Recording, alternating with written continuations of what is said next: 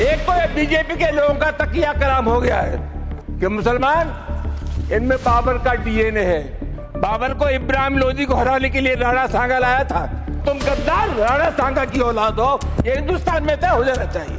औरंगजेब को लेकर के उत्तर भारत से लेकर दक्षिण भारत तक चर्चा है और इसी चर्चा के बीच में अब समाजवादी पार्टी के नेता ने राणा सांगा को लाकर खड़ा कर दिया है। दरअसल राज्यसभा में शुक्रवार को बहस के दौरान समाजवादी पार्टी के राज्यसभा सांसद रामजी लाल सुमन ने ऐसी बात कह दी जिसके बाद हंगामा खड़ा हो गया। दरअसल रामजी लाल सुमन ने राज्यसभा में राणा सांगा को लेकर के बड़ा बयान दिया। उन्होंने कहा कि बीजेपी के लोगों का एक तकिया कलाम हो गया है कि इनमें बाबर का डीएनए यानी मुसलमानों में बाबर का डीएनए है और ये लोग हर जगह इस बात को दोहराते हैं। उन्होंने कहा कि हिंदुस्तान का मुसलमान तो बाबर को नहीं मानता, वो मोहम्मद साहब को अपना आदर्श मानता है।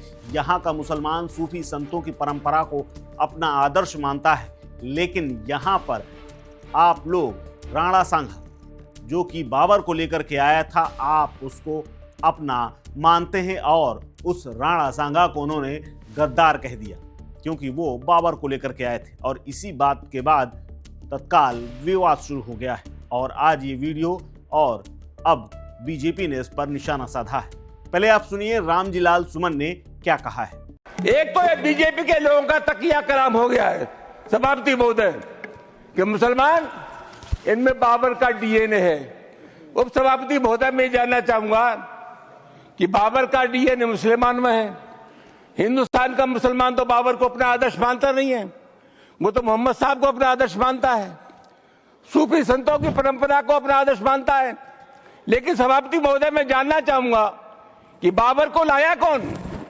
बाबर को इब्राहिम लोदी को हराने के लिए राणा सांगा लाया था। तो मुसलमान तो बाबर की औलाद है और तुम गद्दार राणा सांगा की औलाद हो, ये हिंदुस्तान में तय हो जाना चाहिए। अगर बाबर की तो आलोचना करते हैं, राणा सांगा की आलोचना नहीं करते। सभापति महोदय ये बहुत सभापति महोदय ये देश की एकता आप अनुभवी आदमी है, बातचीत में संसदीय मर्यादाओं का ध्यान रखें। संसदीय मर्यादाओं का ध्यान रखें। Time is over. जो भी चीजें संसदीय मर्यादा के अनुकूल नहीं है, आजादी की लड़ाई में गुलामी की थी सभापति महोदय। Please your time is over, you please sit. दरअसल इस बयान के बाद बीजेपी अब अखिलेश यादव की पार्टी सपा से माफी की मांग कर रही है। बीजेपी ने कहा कि सपा के नेता अपने संस्कारों के अनुरूप तुष्टीकरण की सियासत में इस कदर डूब चुके हैं कि वो विदेशी आक्रांताओं को महिमा मनन करते हुए भारतीय महापुरुषों का अपमान करने में जरा भी परहेज नहीं करते। संसद में सपा सांसद रामजी लाल सुमन की टिप्पणी बेहद शर्मनाक है। उन्हें अपने इस बयान के लिए माफी मांगनी चाहिए।